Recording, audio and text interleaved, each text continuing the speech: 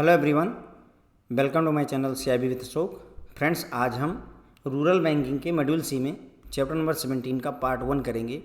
तो फ्रेंड्स, ये चैप्टर है initiatives of RBI under financial inclusion and financial education programmes and implementation of various poverty reduction programme. ठीक है, तो कहने मतलब तीन चीज़ें हैं। फाइनेंशियल इंक्लूजन पर बात होगी, फाइनेंशियल एजुकेशन पर बात होगी और साथ ही साथ में पॉवर्टी को घटाने के लिए जो डिफरेंट प्रोग्राम इंप्लीमेंट किए गए हैं RBI के द्वारा, उन पर बातें होने वाली है। इस लेक्चर में हम देखेंगे national strategy for financial inclusion, कि फाइनेंशियल इंक्लूजन को लागू करने के लिए हमारी नेशनल स्ट्रेटजी क्या है। ओके, और इसको दो पार्ट में कवर किया जाए, यानी पार्ट 2 भी इसी चीज़ को ही डेडिकेटेड रहेगा, पूरा कवर नहीं हो पाएगा एक लेक्चर में। ओके, तो बात करते हैं इंट्रोडक्शन की। अगर हम बात करें, देखिए दिमाग में रख करके चलिए कि हम बातें कर रहे हैं फाइनेंशियल इंक्लूजन की। फाइनेंशियल इंक्लूजन क्या होता है फ्रेंड? देखिए, फाइनेंशियल इंक्लूजन का मतलब होता है कि हर व्यक्ति को, वित्तीय समावेश हिंदी में बोलते हैं, देश के हर एक व्यक्ति को वित्तीय सुविधाएं उपलब्ध करवाना फाइनेंशियल इंक्लूजन कहलाता है। देश के हर एक व्यक्ति को, यानी कि हमारी अगर मान लीजिए 130 करोड़ आबादी है तो 130 करोड़ लोगों को जो है वित्तीय सुविधाओं को उपलब्ध करवाना ही फाइनेंशियल इंक्लूजन कहलाता है। इसके लिए एक national strategy NSFI national strategy for financial inclusion बनाया गया, जो कि 2019 से लेकर के 2024 तक के लिए है। ओके, तो 5 साल की एक स्ट्रेटजी बनाई गई है, उसी को हम यहाँ डिस्कस करने वाले हैं। तो ओके, इंट्रोडक्शन में देखें, the economist opinion that process of economic reform itself would be endangered if public policy neglects the issue of poor. तो इकोनॉमिस्ट जो हैं उनकी राय है कि जो हम इकोनॉमिक रिफॉर्म्स कर रहे हैं, जो हम इकोनॉमिक इम्प्रूवमेंट लाने की कोशिश कर रहे हैं, वो खतरे में पड़ जाएगा यदि हम जो पॉलिसी बनाते हैं, पब्लिक पॉलिसी बनाते हैं, वहाँ पर गरीबी के इशू को, गरीबों के इशू को अगर ना देखें। इनका जो कहने का मतलब है कि भाई जो भी इकोनॉमिक रिफॉर्म करो, देश को आगे ले करके जाओ, लेकिन साथ ही साथ गरीबों को भी गरीबी से दूर करो, वरना क्या होगा, एक तरीके की सोशल टेंशन क्रिएट हो जाएगी, रिच वर्सेस पुअर क्रिएट हो जाएगा। ओके, यानी कि एक तबका है जो बहुत अमीर है और दूसरा तबका है जो बहुत गरीब है, बीच का कोई तबका ही नहीं है। ओके, वो वाली सिचुएशन नहीं होनी चाहिए। According to them the cost of emerging social tension due to such inequalities, ऐसी इनइक्वालिटी गरीबी और अमीरी वाली में seriously undermine the benefits of reform. मतलब हमने रिफॉर्म्स किए, इकोनॉमिक रिफॉर्म किए, इकोनॉमी हमारी अच्छी ग्रो कर गई, लेकिन उसके दौरान ही क्या हुआ कि हमारी इनइक्वालिटी की वजह से, गरीबी और अमीरी के बीच जो खाई है उसकी वजह से सोशल टेंशन, सामाजिक तनाव बढ़ गया, गरीब अमीर को पसंद नहीं करना चाहते हैं। तो उसकी वजह से क्या होगा कि भाई जो भी बेनिफिट मिलना चाहिए था सोशल रिफॉर्म का, या सॉरी इकोनॉमिक रिफॉर्म का, वो हमें मिलेगा ही नहीं। इसी वजह से in this context RBI has been playing a key role in evolving policy measure for attaining greater financial inclusion. इसीलिए RBI जो है इंपॉर्टेंट रोल प्ले कर रही है। वो क्या चाहती है, RBI क्या चाहती है कि फाइनेंशियल इंक्लूजन को बढ़ावा दिया जाए। ओके, कैसे बढ़ावा दिया जाएगा? गवर्नमेंट ऑफ इंडिया के डिफरेंट जो इनिशिएटिव हैं उनको सपोर्ट करके, साथ में जो गवर्नमेंट ऑफ इंडिया के डिफरेंट पॉवर्टी रिडक्शंस प्रोग्राम हैं उनका प्रॉपर तरीके से इम्प्लीमेंटेशन करवा करके। ठीक है, इम्प्लीमेंटेशन कैसे होगा? बैंकों को डायरेक्शन इशू की जाएगी, बैंकों को गाइडलाइन जारी की जाएगी RBI के द्वारा कि आप इन स्कीम्स को लागू करें। जैसे प्रधानमंत्री जनधन योजना है, प्रधानमंत्री सुरक्षा बीमा योजना है, प्रधानमंत्री जीवन ज्योति बीमा योजना है। ओके, अटल पेंशन योजना है। ये सब वित्तीय समावेश को बढ़ावा देने के लिए हैं। National urban livelihood mission, NRLM, national rural livelihood mission, है ना। ये सारे मिशंस लाए गए हैं। क्या करना है? ये सब गरीबी को दूर करने का प्रयास कर रहे हैं। ओके, तो इन सभी चीज़ों को इम्प्लीमेंट करवाएगा कौन?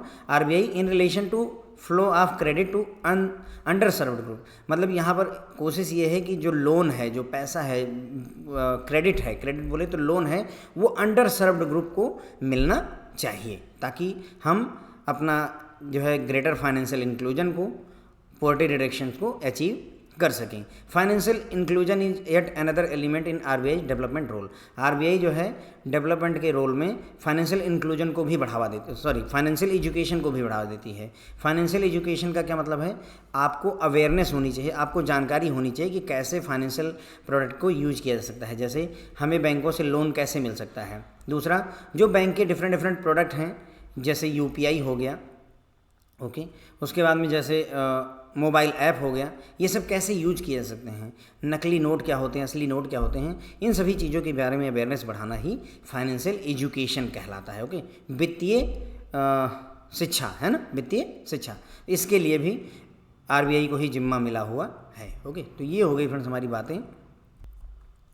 तो इसमें मैंने आपको बताया कि इकोनॉमिस्ट की राय है कि भाई इकोनॉमिक रिफॉर्म का कोई फ़ायदा नहीं होने वाला है, बल्कि खतरे में पड़ जाएगा हमारा इकोनॉमिक रिफॉर्म अगर जो है हम जो पब्लिक पॉलिसी बनाते हैं उसमें गरीबी के इशू को, गरीबों के इशू को नेगलेक्ट करते हैं। ओके, इकोनॉमिस्ट के अकॉर्डिंग अगर हम जो है मतलब जो इकोनॉमिक रिफॉर्म है उसका बेनिफिट जो है कम हो जाएगा, उसका फ़ायदा नहीं उठा पाएंगे अगर जो है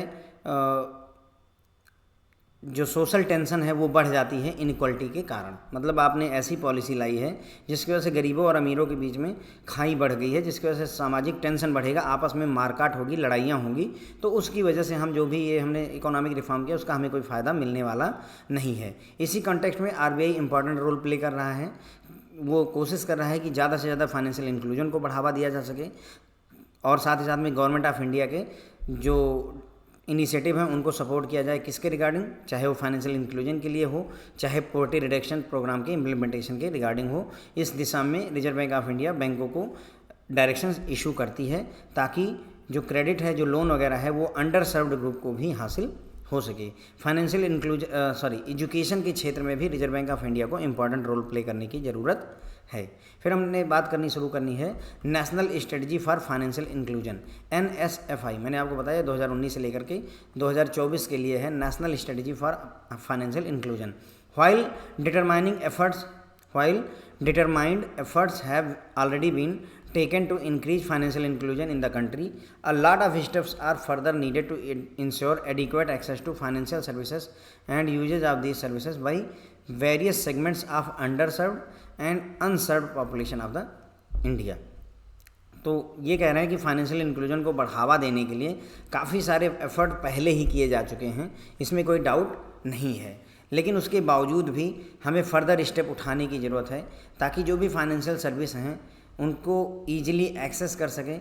ओके, उन जो भी फाइनेंशियल इंक्लूजन से रिलेटेड हमारी सर्विसेज हैं उनको अंडर सर्व्ड जो हमारा सेक्शन है या अनसर्व्ड, ऐसा हमारी आबादी जिसके पास में फाइनेंस मतलब जो है फाइनेंस की कोई सुविधा ही नहीं है, तो उन सबको जो है फाइनेंस की सुविधाएं मिल सकें, इसके लिए अभी भी हमें पर्याप्त प्रयास करने की ज़रूरत है ताकि फाइनेंशियल सर्विसेज को ईजिली एक्सेस किया जा सके गरीबों के द्वारा। एक हिसाब से national strategy for financial inclusion NSFI 2019 से 24 seeks to address the inherent variety of access to a gamut of financial product and services. तो national strategy for financial inclusion 2019-24 जो है वो क्या करती है, जो भी बैरियर्स हैं, छिपे हुए इनहेरेंट जो भी बाधाएं हैं, किस काम में बाधा आ रही है कि जो आम जनता है वो पब्लिक जो फाइनेंशियल प्रोडक्ट है, जो फाइनेंशियल सर्विसेज हैं, उसका पूरा का पूरा जो ये गुच्छा है एक तरीके से कह लीजिए, है ना, जो बंडल है फाइनेंशियल प्रोडक्ट और सर्विसेज का, उसको एक्सेस करने में जो भी इनहेरेंट बैरियर्स हैं, जो भी बाधाएं हैं, उन बाधाओं को एड्रेस करने की कोशिश की जा रही है। किसके द्वारा? National strategy for financial inclusion के द्वारा। फाइनेंशियल एक्सक्लूजन क्या होता है? फाइनेंशियल इंक्लूजन का मतलब होता है लोगों को वित्तीय समावेश में शामिल करना। फाइनेंशियल एक्सक्लूजन का क्या मतलब होगा? लोगों को वित्तीय समावेश से दूर रखना, मतलब उनके लिए फाइनेंशियल सर्विसेज को ना अवेलेबल करवाना।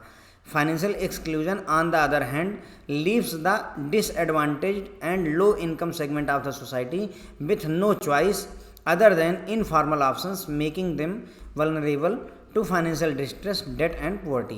तो फाइनेंशियल एक्सक्लूजन क्या करता है?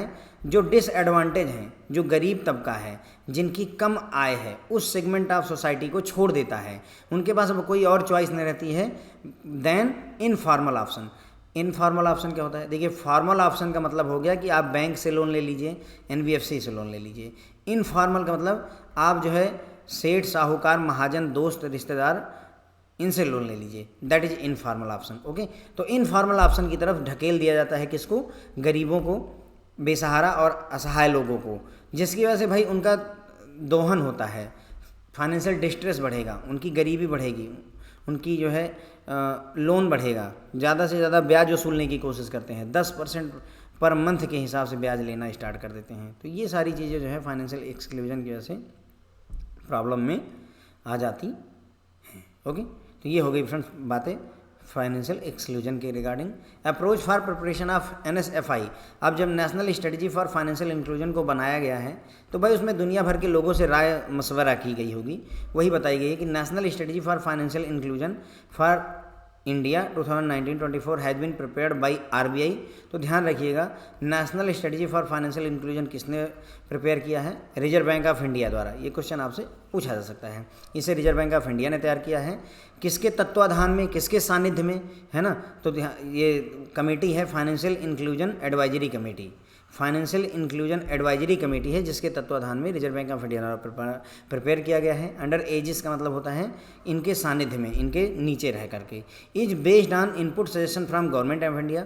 तो गवर्नमेंट ऑफ इंडिया से जो सजेशन आया है, फाइनेंशियल सेक्टर के जो दूसरे रेगुलेटर हैं जैसे सेबी हो गया, IRDA हो गया, PFRDA हो गया, इनसे भी सलाह ली गई है। गवर्नमेंट ऑफ इंडिया ने सलाह दी है, सेबी ने सलाह दी है जो कि कैपिटल मार्केट यानी शेयर मार्केट को रेगुलेट करता है, IRDA इंश्योरेंस मार्केट को, PFRDA पेंशन मार्केट को रेगुलेट करता है। Okay, the strategy document also reflect various outcome from wide ranging consultation held with the range of stake holder and market players including NABARD, NPCI, business correspondent, BC। मतलब कहने का कि भाई किसी को छोड़ा नहीं है, सबसे सलाह ले डाली है। कुल मिला करके कहने का मतलब यही है कि हमने नाबार्ड से भी सलाह ले रखी है, हमने NPCI से भी सलाह ले रखी है, हमने कमर्शियल बैंक से भी सलाह ले रखी है, जो बिजनेस करस्पॉन्डेंट्स हैं उनकी भी सलाह हमने ले रखी है। बस इतनी सी बात यहाँ पर, ये इतनी लंबी चौड़ी लाइनें लिखी भले हैं, समझने का यही मतलब है। It include analysis of status and constraint in financial inclusion in India, specific financial inclusion goals, strategy to reach the goal and mechanism to measure progress. तो इसमें जो हमारी national strategy for financial inclusion बना है उसमें हमने क्या किया है, हमने फाइनेंशियल इंक्लूजन हमारे देश में उसका क्या स्टेटस है और क्या कंस्ट्रेंट्स हैं, क्या बाधाएं हैं, क्या प्रॉब्लम्स हैं, ऑब्स्टिकल्स हैं, उसकी एनालिसिस की हुई है। हमारी नेशनल इंक्लूजन गोल क्या होना है, इस गोल को अचीव करने के लिए हमारी स्ट्रेटजी क्या रहेगी, और जितनी प्रोग्रेस हुई है उसको मेजर करने के लिए हम क्या मैकेनिज्म, क्या मेथड यूज करेंगे, उन सब बातों को यहाँ नेशनल जो है NSFI में डिस्कस किया गया। National strategy for financial inclusion में ये सारी बातें डिस्कस की गई। ओके, तो हमने देखा कि national strategy for financial inclusion कब आया है, 2019 से 24 के लिए आया हुआ है। इसको किसने बनाया है? रिजर्व बैंक ऑफ इंडिया ने बनाया हुआ है। ठीक है, तो ये क्या करती है, जो भी फाइनेंशियल प्रोडक्ट और सर्विसेज हैं उनको एक्सेस करने में जो भी बाधाएं हैं उनको एड्रेस करने की कोशिश करती है national strategy for financial inclusion. फिर हमने देखा फाइनेंशियल एक्सक्लूजन का मतलब होता है कि जो गरीब तबका है, ऐसा तबका जिसको फाइनेंशियल सर्विसेज अवेलेबल नहीं है, उनको और भी इस सुविधा से दूर कर देना ताकि वो जो है इनफॉर्मल ऑप्शंस को चूज करें, यानी ऐसे लोगों से, सेठ साहूकारों से लोन लें जिससे कि उनकी ज़िंदगी और बद से बदतर हो जाए। That is financial exclusion. लेकिन हम यहाँ एक्सक्लूजन की बात नहीं कर रहे हैं, यहाँ सिर्फ डेफिनेशन दी गई है। एक्चुअल में हमारा उद्देश्य फाइनेंशियल इंक्लूजन को बढ़ावा देना है। NSFI जो national strategy for financial inclusion बनाई गई है उसके लिए अप्रोच हमारी क्या है, तो ये 19 से 24 के लिए है, 5 साल के लिए। इसको रिजर्व बैंक ऑफ इंडिया द्वारा प्रिपेयर किया गया है। किस कमेटी के द्वारा प्रिपेयर किया जा रहा है? RBI की। तो फाइनेंशियल इंक्लूजन एडवाइजरी कमेटी के द्वारा इसे प्रिपेयर किया जा रहा है। इसके लिए गवर्नमेंट ऑफ इंडिया से सलाह ली गई है, सेबी से सलाह ली गई है, IRDA से सलाह ली गई है, PFRDA से सलाह ली गई है, साथ ही साथ में नाबार्ड से भी सलाह ली गई है, NPCI से, और बिजनेस करस्पॉन्डेंट, कमर्शियल बैंक, इन सबसे सलाह लेके बैठे हुए हैं, कोई कमी नहीं छोड़ी हुई है। फिर हमने इसमें ये देखा कि जो हमारी national strategy for financial inclusion है उसमें एनालिसिस की जा रही है किस चीज़ की, कि हमारे देश में फाइनेंशियल इंक्लूजन का स्टेटस क्या है, अभी क्या स्थिति है, क्या 50% लोगों को हमने वित्तीय सुविधाएं दे रखी कि नहीं दे रखी हैं, और इसको इन सुविधाओं को अवेलेबल करवाने में क्या बाधाएं हैं, साथ ही साथ में हमारा फाइनेंशियल इंक्लूजन का गोल क्या है, उद्देश्य क्या है, और उस गोल को हम रीच करने के लिए क्या स्ट्रेटजी अडॉप्ट करना चाहते हैं। ओके, और साथ ही साथ में कितनी प्रोग्रेस हुई है, इसको मेजर करने के लिए हमारे पास क्या मेथड मैकेनिज्म होना चाहिए। ये सारी बातें financial inclusion NSFI national strategy for financial inclusion में शामिल होता है। बात करते हैं अब इनकी कुछ खासियत हैं, जैसे स्ट्रेटजिक ऑब्जेक्टिव, मतलब NSFI की खासियत है strategic objective. NSFI visualizes to make the financial services available, accessible and affordable to all citizens in a safe and transparent manner to support inclusive and resilient multi-stakeholder led growth। तो national strategy for financial inclusion क्या करता है, financial services को available करवाना चाहता है, उपलब्ध, accessible, आसानी से आपको एक्सेस मिल सके, सस्ती रहे सभी देश के सभी नागरिकों के लिए, और सेफ़ रहे। सेफ़ रहे मतलब कि अटैक, हैकिंग, साइबर अटैक है ना, मालवेयर, ये सब चीज़ें भी ना हो, ट्रांसपेरेंट मैनर में हो, पारदर्शिता रहनी चाहिए ताकि इंक्लूसिव ग्रोथ को आगे बढ़ाया जा सके। मल्टी स्टेक होल्डर मतलब बहुत सारे लोग मिल करके इसको आगे बढ़ाएंगे, जैसे bank, government of India, reserve bank of India है ना, नाबार्ड, ये सब लगेंगे इसमें। Universal access to financial services providing basic bucket of financial services, यानी कि जो भी फाइनेंशियल सर्विसेज हैं उनका यूनिवर्सल एक्सेस मिलना चाहिए। ये सारे फ्रेंड जो है स्ट्रेटजिक पिलर हैं, जो हमारे स्ट्रेटजी है उसमें स्ट्रेटजिक पिलर्स हैं। जैसे पहला पिलर है universal access to financial services, जो भी फाइनेंशियल सर्विसेज हैं उनका यूनिवर्सल एक्सेस, सभी व्यक्तियों को एक्सेस मिलना चाहिए। जो फाइनेंशियल सर्विसेज हैं उनका एक बुके मिलना चाहिए, एक जो है मतलब जैसे फूलों का बुके होता है उस तरीके से मिलना चाहिए। लाइवलीहुड एंड स्किल डेवलपमेंट के लिए एक्सेस मिलना चाहिए। फाइनेंशियल लिटरेसी और एजुकेशन को बढ़ावा मिलना चाहिए। कस्टमर को प्रोटेक्शन मिलना चाहिए और ग्रेवियंस रेडर्शल होना चाहिए। कस्टमर का डेटा चोरी नहीं होना चाहिए, उसका पैसा चोरी नहीं होना चाहिए, उसका अगर कोई तकलीफ है, दुख है, ग्रेवियंस है तो उसको भी एड्रेस करने की ज़रूरत है। इफेक्टिव कोऑर्डिनेशन भी बैंक को, कस्टमर, नाबार्ड, इन सब के बीच में और आरबीआई वगैरह के बीच में होना चाहिए। ये सभी जो है स्ट्रेटजिक पिलर के तौर पर विजुलाइज किए गए हैं, किसमें, national strategy for financial inclusion. ये सारी हेडिंग्स है फ्रेंड्स, इन सभी के बारे में हम यहाँ पर डिस्कस करेंगे। To achieve the vision of insuring access to an array of basic formal financial services, a set of guiding objective has been formulated in the document with special relevance to Indian context. तो जो basic financial services हैं उनका access सभी मतलब जो है आम आदमी को मिल सके, उसके लिए डॉक्यूमेंटेशन किया गया है इंडियन कंटेक्स्ट को ध्यान में रख करके, कि कैसे हम इंडियन कंटेक्स्ट में हम कैसे सभी के सभी लोगों को जो फॉर्मल फाइनेंशियल सर्विसेज हैं उनका एक्सेस इंश्योर करवा सकते हैं। The strategy lay down action plans and milestones and suggest broad recommendation to achieve the same. जो national strategy for financial inclusion है वो एक्शन प्लान दिया गया है। क्या माइलस्टोन्स रहेंगे, किन किन चीज़ों को हम मानेंगे कि हाँ हमने कुछ अचीव किया है, और साथ ही साथ में ब्रॉड रिकमेंडेशन यहाँ पर जो है इनको अचीव करने के लिए, जो भी माइलस्टोन इनको अचीव करने के लिए क्या जो है करने की ज़रूरत है, उन सबको रिकमेंड भी किया गया है, किसमें, NSFI में। ओके, तो ये बात हो गई फ्रेंड्स। तो पहला था स्ट्रेटजिक ऑब्जेक्टिव। तो इसमें हमने देखा कि जो है national strategy for financial inclusion क्या चाहती है कि जो फाइनेंशियल सर्विसेज हैं वो ईजिली अवेलेबल हों, ईजिली एक्सेसिबल हों, अफोर्डेबल हों, सस्ती हों, सभी सिटीजन को अवेलेबल होनी चाहिए, सेफ़ रहनी चाहिए और ट्रांसपेरेंट मैनर में अवेलेबल होनी चाहिए, ताकि एक इंक्लूसिव ग्रोथ को हम बढ़ावा दे सकें। कुछ पिलर्स हैं, स्ट्रेटजिक पिलर्स हैं, जैसे universal access to financial services, providing basic way of financial services, access to livelihood and skill development. ये सारी एक हेडिंग है, इनके बारे में डिटेल में हमें चर्चा करनी है इन्हीं 2 लेक्चर में, पहला और पार्ट 1 पार्ट 2 में। Financial literacy and education, customer protection and grievance redressal, effective communication, ये सारे स्ट्रेटजिक पिलर बनाए गए हैं।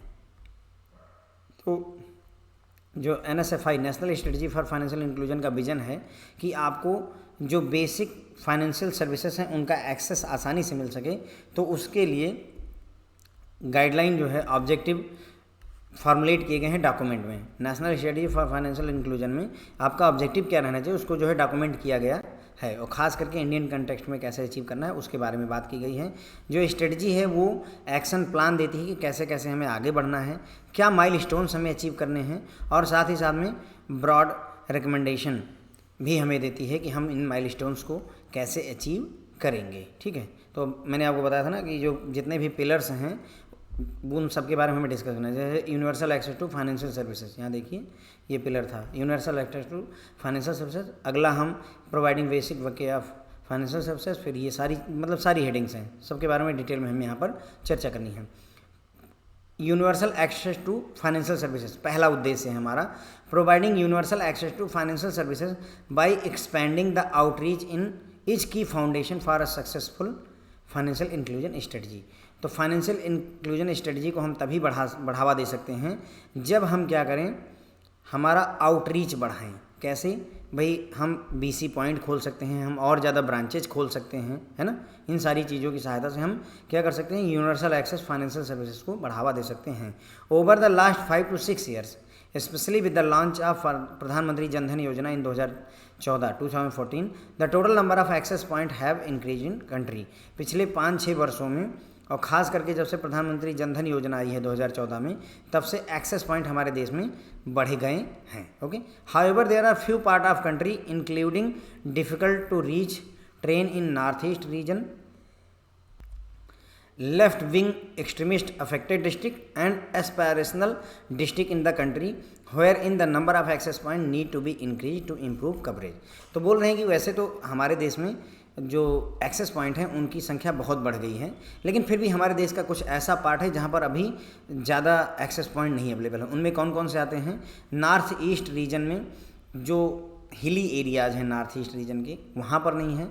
लेफ़्ट विंग से प्रभावित जो डिस्ट्रिक्ट्स हैं, जो ज़िले हैं, वहाँ पर एक्सेस पॉइंट कम है। और एस्पिरेशनल डिस्ट्रिक्ट्स जो हैं कंट्री में, वहाँ पर भी एक्सेस पॉइंट्स की कमी है। अब देखिए, नॉर्थ ईस्ट का जो डिफ़िकल्ट ट्रेन है, इसका मतलब हिली एरिया हो गया, ये बात तो समझ में आ गई। थोड़ा सा left wing extremist affected district क्या होता है और एस्पिरेशनल डिस्ट्रिक्ट प्रोग्राम क्या है, दोनों के बारे में थोड़ा सा यहाँ पर डिटेल कर दे रहा हूँ मैं। ओके, तो लेफ़्ट विंग एक्सट्रीमिस्ट होता है, left wing ideologies are committed with the aim of overthrowing current capitalist system and replacing them with communist or socialist society. तो लेफ़्ट विंग जो आइडियोलॉजी है, लेफ़्ट विंग जो आइडिया है, वामपंथी जिन्हें बोलते हैं, तो इस आइडिया का मतलब होता है कि हम कैपिटलिस्ट सिस्टम को उखाड़ करके फेंक देना चाहते हैं, और हम चाहते हैं कि हर चीज़ पर मतलब जो है सामाजिक अधिकार रहे। जैसे अभी खेत किसी एक व्यक्ति का है, किसी एक व्यक्ति का खेत ना हो, सबके खेत हों, वो खेत हैं, समाज के हैं, सबके हैं। फैक्ट्री पर कोई एक मालिक ना हो, रिलायंस का ओनर कोई एक व्यक्ति ना हो, सबकी, रिलायंस सबकी है, क्योंकि भाई हमारे ही समाज के पैसे को यूज करके उनको बनाया जा रहा है। तो ये होती है फ्रेंड्स लेफ्ट विंग विचारधारा। ओके, एस्पिरेशनल डिस्ट्रिक्ट प्रोग्राम, जो एस्पिरेशनल डिस्ट्रिक्ट हैं जहाँ पर अभी एक्सेस पॉइंट कम है, तो ये समझ लीजिए कि हमारे देश में 112 ऐसे ज़िले हैं जो कि बहुत ज़्यादा मतलब पिछड़े हुए हैं। ओके, तो aspirational district program launch by प्रधानमंत्री in January 2018, the aspirational district program ADP aim to quickly and effectively transform 112 most under developed district across the country. तो पूरे देश के 112 ज़िले ऐसे हैं जो कि अंडर डेवलप्ड हैं, मतलब तरक्की के नाम पे कुछ हुआ ही नहीं है, तो उनको जो है शामिल किया गया किसमें, एस्पिरेशनल डिस्ट्रिक्ट प्रोग्राम में। तो अब भाई जब डेवलप ही नहीं हुए तो वहाँ एक्सेस पॉइंट कहाँ होगा। ओके, तो ये दोनों बातें मैंने यहाँ पर आपको एक्सप्लेन कर दी। इन ऑर्डर टू, अब असली अपना ये जो है एडिशनल इन्फॉर्मेशन थी, ये असली टॉपिक फिर से शुरू होता है। In order to achieve this objective, हमारा उद्देश्य क्या है, हमारा उद्देश्य है फाइनेंशियल सर्विसेज का यूनिवर्सल एक्सेस प्रोवाइड करना। तो फाइनेंशियल सर्विसेज का यूनिवर्सल एक्सेस प्रोवाइड करने का जो हमारा उद्देश्य है, तो उसको अचीव करने के लिए, in order to achieve this objective, it is important to provide a robust and efficient digital network infrastructure to all the financial service outlets and touch point for seamless delivery of financial services। तो भाई सबको अगर financial services उपलब्ध करवाना चाहते हो तो हमें डिजिटल नेटवर्क के इंफ्रास्ट्रक्चर को मजबूत करने की ज़रूरत है। मतलब हर जगह पर डिजिटल नेटवर्क अवेलेबल होना चाहिए, ताकि जितने भी फाइनेंशियल सर्विस के आउटलेट्स हैं, कॉमन सर्विस सेंटर वगैरह जो होते हैं, CSC वगैरह, या कोई BC पॉइंट वगैरह हैं, वहाँ पर फाइनेंशियल सर्विसेज को आसानी से डिलीवर किया जा सके। जैसे आपके गांव में अगर 4G सर्विसेज नहीं आती हैं तो आप मेरा वीडियो नहीं पढ़ सकते हैं। क्यों? क्योंकि भाई नेटवर्क ही नहीं है, तो पढ़ोगे क्या, 2G में नहीं पढ़ पाओगे। ओके, तो उसी तरीके से अगर डिजिटल नेटवर्क नहीं अवेलेबल रहेगा, इंफ्रास्ट्रक्चर अवेलेबल नहीं रहेगा, तो हम कहाँ से जो है फाइनेंशियल सर्विसेज आसानी से अवेलेबल करवा देंगे। Okay, it is also essential to extend the digital financial infrastructure to cooperative banks and other specialised bank, जैसे payment bank, small finance bank, as well as to other non bank entities such as fertiliser shop, office of the local government bodies, panchayat, fair price shop, common service centres, educational institute, to promote efficiency and transparency in service offer to the customer. सोचिए, financial inclusion बढ़ावा देने के लिए जो strategy है, जैसे आपको लगता है कि केवल अभी बैंक हैं, कॉमन सर्विस सेंटर हैं, BC पॉइंट हैं, नहीं, यदि ज़रूरत पड़ी गवर्नमेंट को तो जो खाद की दुकानें हैं सरकार की, ओके, जो गवर्नमेंट बॉडीज़ हैं, जो आपके ये ब्लॉक हैं, तहसील हैं, वहाँ पर भी जो पंचायत हैं, वहाँ पर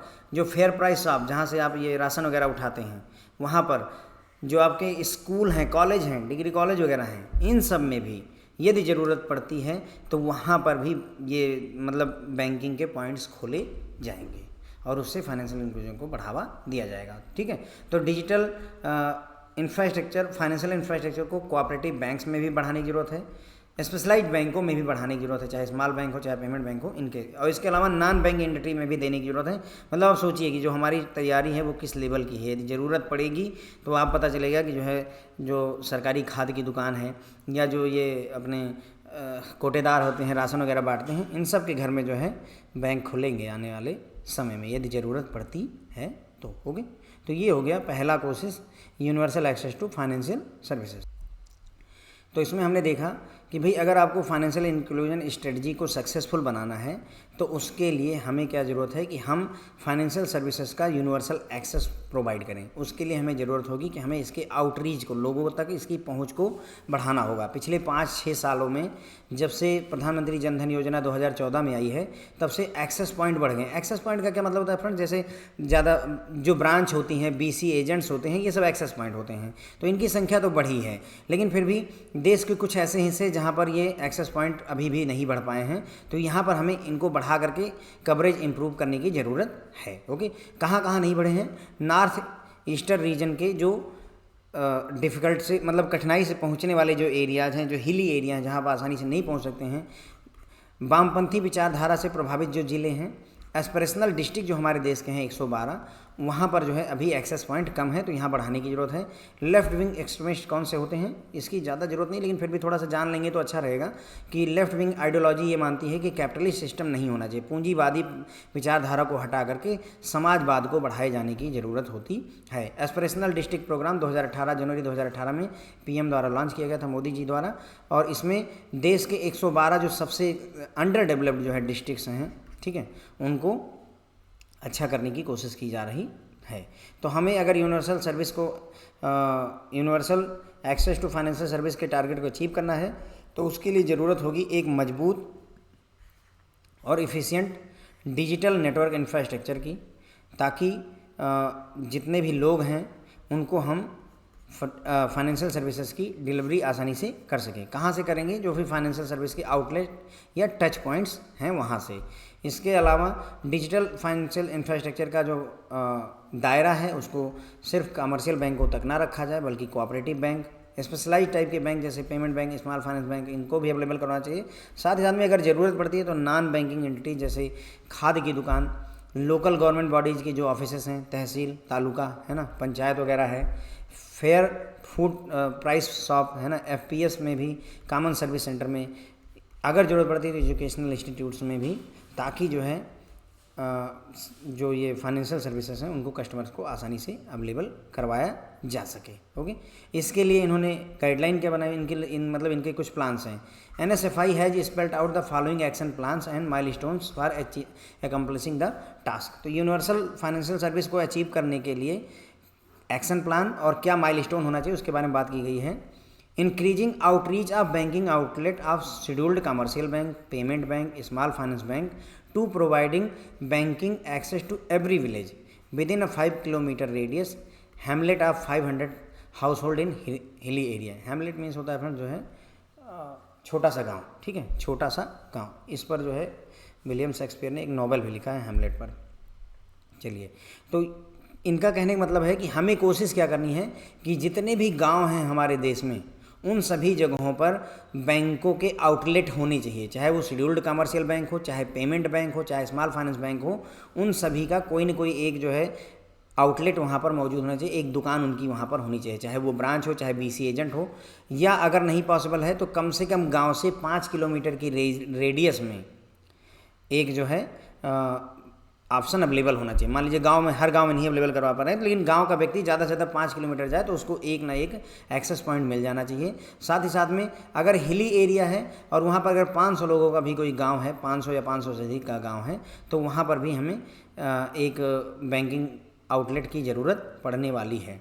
strengthen the eco system of various modes of digital financial services in all tier 2 to tier 6 centres to create the necessary infrastructure to move toward a cashless society.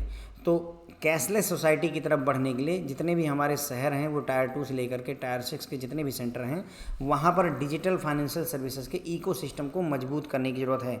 ATMs है ना, पॉस मशीनें, ये सब लगवाने की ज़रूरत है। Okay, leverage on development in fintech space to encourage financial service providers to adopt innovative approaches for strengthening outreach through virtual modes including mobile app so that every adult has access to financial service provider through a mobile device। तो कह रहे हैं कि हमें जोर देना होगा, फ़ायदा उठाना होगा किसका, फिनटेक स्पेस में जो डेवलपमेंट हो रहा है। फिनटेक मतलब finance plus technology, finance plus technology का यूज करके जो भी चीज़ें बन रही, इनोवेशन जो हो रहा है उसका हमें यूज करना चाहिए।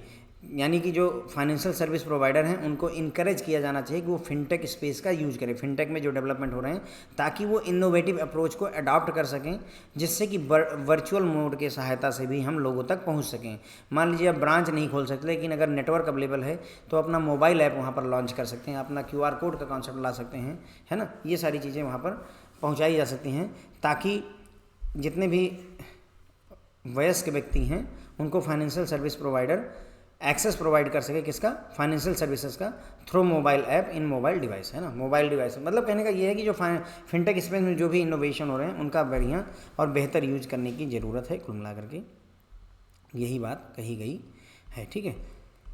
अब यहाँ पर ये चीज़ कई बार जिक्र होता है फ्रेंड्स, कई बार जिक्र होता रहता है क्या, टायर 1 से लेकर टायर 6 सिटीज़ का। तो थोड़ा सा ये डेटा पढ़ लेते हैं, क्योंकि मैंने प्रीवियस ईयर में एक आधी बार जो है, एक दो बार ये क्वेश्चन पूछा हुआ देखा हुआ है। ओके, तो देखिए टायर 1 किसे कहते हैं, टायर 6 किसे कहते हैं, पॉपुलेशन वाइज डिसाइड किया जाता है। 2011 की पॉपुलेशन का जो जनगणना है उसके हिसाब से टायर 6 सेंटर या टायर 6 सिटी उसे कहेंगे जहां की आबादी 5000 से कम है। अगर आबादी 5000 से लेकर के 9999 तक है, यानी कि 10,000 से एक कम अगर है, तो उसे टायर 5 में लाते हैं। टायर 4 में 10,000 से लेकर के 19,999, टायर 3 में भाई 19,999 हो गए तो 20,000 चला जाएगा, और यहाँ पर ये बढ़ जाता है 50,000 तक। फिर यहाँ 50,000 से शुरू होकर के ये लगभग 1 लाख तक आता है, और फिर टायर 1 में 1 लाख एंड अबव होता है। तो थोड़ा सा इस डेटा को ध्यान रखने की आवश्यकता है, ठीक है। तो पहले 5,000 टायर 6 में आ गया, चलो ठीक है। उसके बाद में भाई 5,000 से लेस देन है, ये लेस देन 5,000 है। फिर 5,000 से ले करके, और मैं इसे 10,000 लिख देता हूँ, कन्फ्यूजन ना पा लिए, 10,000 इसलिए लिख दिया कि ध्यान रखिएगा एक कम रहेगा। ओके, टायर 5 में आ जाएगा। फिर यहाँ 10,000 है ना, एक्चुअल 10,000 यहाँ है, यहाँ 10,000 से कम है। 10,000 से लेकर के 20,000 तक टायर 4 में आते हैं। फिर 20,000 से ले करके और 50,000 तक आपका टायर 3 में आते हैं। 50,000 से ले करके 1 लाख तक आपका किस में आ जाता है फ्रेंड, टायर 2 में आ जाता है। और 1 lakh and above, 1 lakh and above आपका टायर 1 में आ जाता है। थोड़ा ध्यान रखने के लिए इसको बताया हुआ है। ध्यान रखिएगा कि एक्चुअल 10,000 यहाँ है, एक्चुअल 20,000 यहाँ है, एक्चुअल 50,000 यहाँ है, एक्चुअल 1 लाख यहाँ पर है। ओके, तो 5,000 से 10,000 हुआ, यानी कि 5,000 लोग बढ़े, यहाँ पर 10,000 लोग बढ़े, यहाँ पर 30,000 लोग बढ़े, यहाँ पर 50,000 लोग बढ़े। थोड़ा सा ये ध्यान रखने की ज़रूरत पड़ने वाली है। ओके, एक दो बार और देखा जाएगा तो याद हो जाएगा। उसके बाद में कई बार ये भी आता है कि रूरल एरियाज़ में, semi urban area, urban area, metropolitan area. तो मेट्रोपॉलिटन वो होता है जहाँ 10 लाख या उससे ज़्यादा लोग रहते हैं। रूरल पॉपुलेशन वो है जहाँ पर 9,999 लोग रहते हैं, तो उसे ग्रामीण एरिया बोलेंगे। सेमी अर्बन में आपका आ जाएगा 10,000 से लेकर के 1 लाख तक का, 10,000 से 1 लाख तक का। तो इससे एक और चीज़ है फ्रेंड, देखिए रूरल एरिया जो होता है वो टायर 1 और टायर 2 में सिमट जाएगा। याद करिए, अगर लेस देन 5,000 है तो आपका टायर 6 में आता है। अगर 5,000 है और ले करके 9,999 है तो उसे टायर 5 कहते हैं, राइट। तो इसका मतलब ये हुआ कि ये टायर 1 टायर 2 नहीं, टायर 6 और टायर 5 और टायर 6 में निपट जाएगा। ये रूरल सेंटर किस में आ जाएगा, टायर 5 और टायर 6 में। और फिर उसके बाद में सेमी अर्बन में आपके टायर 1, 2, 3 और 4 आ जाएंगे। ओके, क्योंकि यहाँ 10,000 से लेकर के 9,999 है। Tier 6, 5, 4, 3, 2, 1। Revision is the key to success, मैं हमेशा इसमें विश्वास रखता हूँ। तो अगर लेस देन 5000 है टायर 6 हो गया। अगर 5000 लोग हैं, है ना, और 5000 लोग से लेकर के 9999 ना, 10,000 लोगों तक अगर जाते हैं तो टायर 5 हो जाता है। अगर 10,000 है तो यहाँ 10,000 से लेकर के 20,000 से एक कम, और यहाँ 20,000 से लेकर के 50,000 से एक कम, यहाँ 50,000 से लेकर के 1,00,000 से एक कम, और यहाँ 1,00,000 एंड 1,00,000 से अबव होता है। ठीक है ना। तो ये सारे टायर हमने रिसीव कर देख लिए। उसके बाद में मेट्रोपॉलिटन किसको बोलते हैं? जिसमें 10,00,000 से ज़्यादा की आबादी हो। कितने से? 10,00,000 से ज़्यादा की आबादी हो। रूरल सेंटर किसे बोलते हैं? जहाँ पर मैक्सिमम 9,999 लोग हों। तो मैक्सिमम 9,999 रूरल में आ गए, तो इसका मतलब 10,000 से लेकर के 1,00,000 तक, है ना, 1,00,000 से एक कम, या 99,999 आपका सेमी अर्बन में आ जाता है। और फिर अर्बन में कौन आता है? 1,00,000 से लेकर के ये 10,00,000 से एक कम वाला। ओके, तो ये भी हमें क्लियर हो गया मेरे ख्याल से। अगर यहाँ पर देखिए रूरल का क्या था? मैक्सिमम 9,999। फिर आया फ्रेंड्स सेमी अर्बन। क्या आया? Semi urban. तो ये 10,000 से ले करके 1,00,000 से एक कम, राइट। फिर आया अर्बन आपका, ये 1,00,000 से शुरू हुआ और 10,00,000 से एक कम। क्यों? क्योंकि जो हमारा मेट्रोपॉलिटन एरिया है वो 10,00,000 है। इसका मतलब ये 9,99,999 जाता है। तो ये हो गया फ्रेंड जो है आपका rural, semi urban, urban, metropolitan सारे। और ठीक है, तो टायर वगैरह ये क्वेश्चन पूछे गए हैं, तो इसलिए आपको इसे ध्यान रखने की भी ज़रूरत होती है। ठीक है, तो ये बात मेरे ख्याल से मैंने आपको रिवाइज करवा दी थी। एस्पिरेशनल डिस्ट्रिक्ट ये भी कर दिया था। यहाँ से बात करनी है कि NSFI ने क्या एक्शन प्लान दिया हुआ है।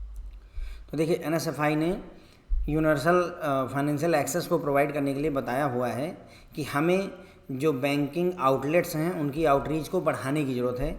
चाहे वो शेड्यूल कमर्शियल बैंक का हो, चाहे पेमेंट बैंक का, चाहे स्मॉल फाइनेंस बैंक का, उसे हर एक विलेज में कोई ना कोई एक बैंक का आउटलेट होना चाहिए। नहीं अवेलेबल है तो कम से कम 5 किलोमीटर की रेडियस में तो ज़रूर होना चाहिए।